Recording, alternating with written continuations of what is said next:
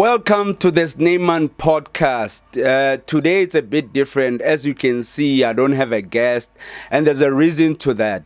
It's because today I wanted to tell you the genesis of Neyman podcast, which is the genesis of myself. So I resigned from my job about 2 years ago. You know, when you are an employee, you have no control over your life. You have no control over when you can go home. What time do you go to the toilet? When are you off? When can you see your family? You have to fill out forms and all of those things. Obviously, the payment in most cases doesn't really reflect how much you worked. For example, if maybe I'm doing this Neyman podcast throughout the day from 8 until 5 o'clock, how much money would I have made at that time? Because those are major hours. Because that's like 8 hours. 8 hours, that's like 2 hour podcast to 4 episodes. So, okay, I took a long time to really think about it because it's a high risk. At that time, I had a daughter, you have a family, and also my parents as well. They were also relying on me. So you have a choice to make at that time. Can you go on with your unhappy job? Can you go on every day waking up in the morning? For those who don't know, hardcore is a nightmare. I think those are the biggest factors. That's one of the biggest factors that made me resign from my job, because you had two choices. It's either you can go to the taxi, which cost a lot of money, or you can go to the bus, which is a bit better, but hardcore buses sometimes, when it's a rainy day, they leak. So you are sitting over there, the window is leaking, so on that spot, on those chairs, you can't sit on there. So those disadvantages, and also the buses, they're not really scheduled. You can get a bus sometimes you can't get a bus. If you get a bus, you have to connect somewhere, maybe in Lilyville, all that admin.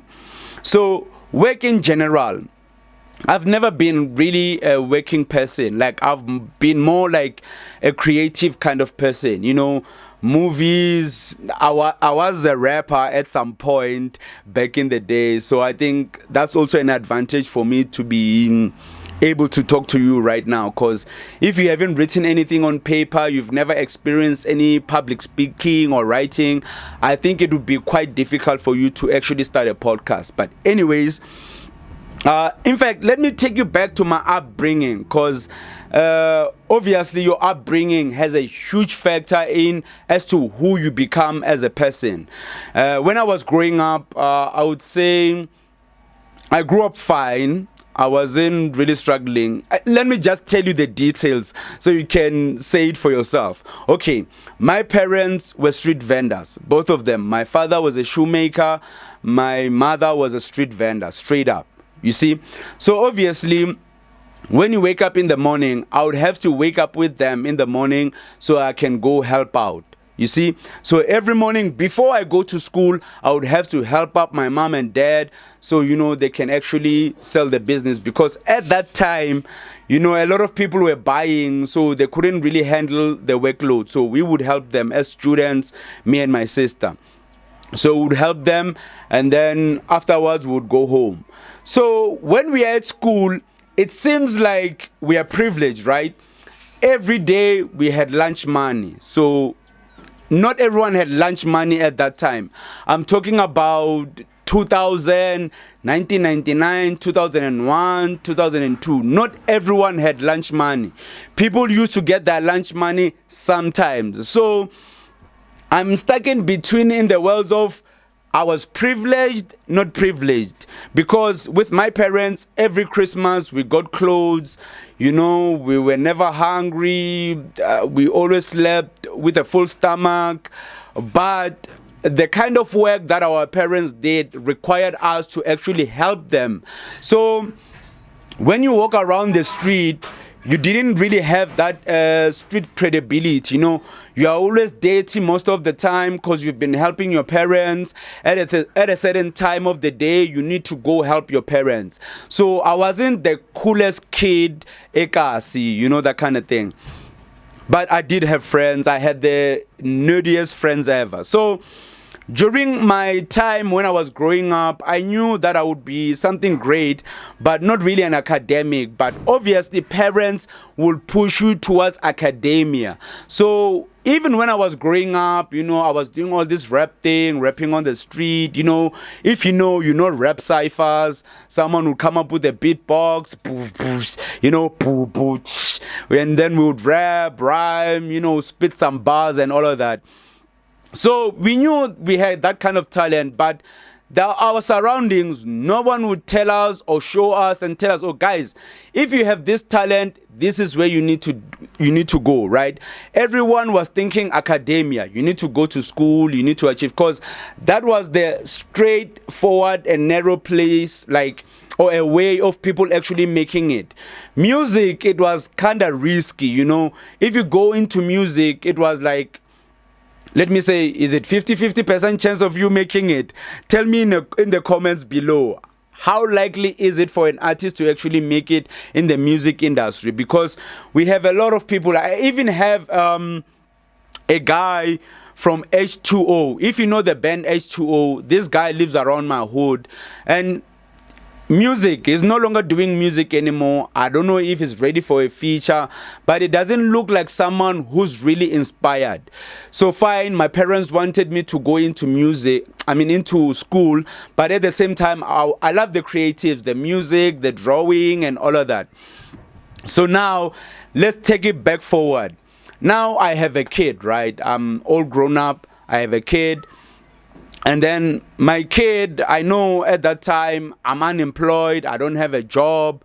I was doing some couple of courses throughout the years, after high school, but I didn't have a solid job. So I decided, you know what? Let me go and work, right? I got a job. I won't mention the company, but it was, a very good company. It felt like home. It was a very nice place. So I worked for a couple of years, but all through that time when I was working, I was thinking, man, what can I do besides working? Because working is monotonous. You do the same thing every day. It's kind of boring. And if you're a creative, you want something that will actually, make you think. So at that time, work was a bit boring. You are always tired. Nothing is inspiring you. And I was like, you know what? Let me start a podcast. Just like everyone, they want to start a podcast. And at that time, I was not living where I'm living now. We had rented a house, me and my partner. So, when I would come back from work, I would work out, do the podcast. The podcast is still online. It's RSS Podcast. Search for Sneyman Podcast, the same name as this podcast. So, yeah. So since at that time, I had a lot of political views, and one person that really inspired me to get into politics, I'm sorry to say this, but it was Donald Trump. Donald Trump made politics interesting and fun. So I used to watch Donald Trump all the time. He used to say all sorts of funny things. And obviously, through the funny things, there's some truths to it, right? So I decided, you know what? Let me just follow this Donald Trump and see what he's all about. And then, he spoke some couple of jokes, and then I got into politics, read up on some couple of things. Because if you are into US politics, you have to know who are the Democrats, who are the Republicans. It took me a long time to tell the difference. And now I know the difference. There is no difference. It's just a couple of people. There is no difference. Whether you vote Democrats or Republican, there is no difference. Imagine you are in a situation where you know nothing about South African politics. In my situation, it's self-explanatory because I was a Netflix, Showmax kind of person. I think I gave up on news or watching TV about maybe 15 years ago. I don't watch TV at all. The only information I get, it's either I go to YouTube, search for whatever I'm searching for, or they recommend a video, philosophical videos, videos about self-improvement, exercise, whatever. That's why I check my information. But on TV, that's maximum programming. Because if you didn't know, the SABC is not allowed to explicitly say things negatively about the ANC. It's the national broadcaster. It makes sense, right? So I gave up watching on TV. So I decided, you know what? Most of the information, I'm going to get it online. So I decided to do a lot of research, trying to find out who's Ramaphosa, where was he born, what is his news, who's Paul Mashatile, who's like all these guys. I didn't even know their, like, I knew their names because, you know, they talk about them all the time, but I didn't really know what's really going on.